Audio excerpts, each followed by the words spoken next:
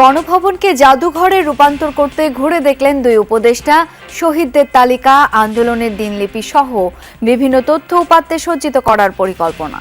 পৃথিবীর বুকে একটি নিদর্শন হিসেবে রাখতে চাই যে কোনো স্বৈরাচারী, ফ্যাসিস্ট, খুনি রাষ্ট্রনায়কদের আসলে কি পরিণত হয়। গণভবনকে একটি জাদুঘরে রূপান্তরিত করে জনগণের জন্য উন্মুক্ত করে দেওয়া হবে।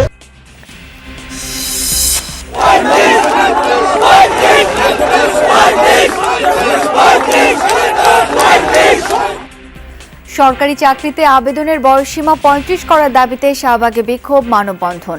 সব ক্ষেত্রে বৈষম্যহীনতা নিশ্চিতের আহ্বান মান্নার। তারেক রহমানকে সাজা দিতে পিস্তল ঠেকানো হয় বলছেন সাবেক বিচারক মোতাহের হোসেন।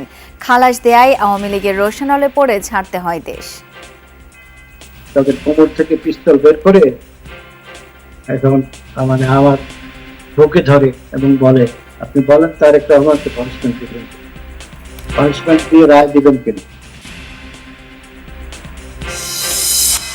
বিএসএফ এর গুলিতে নিহত স্বর্ণা দাসের বাড়িতে থামছে না আহাজারি।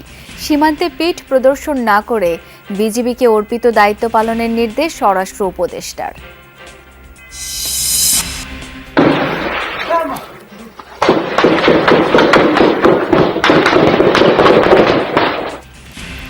সশস্ত্র গোষ্ঠীগুলোর মধ্যে সংঘাতে আবারও উত্তাল ভারতের মণিপুর।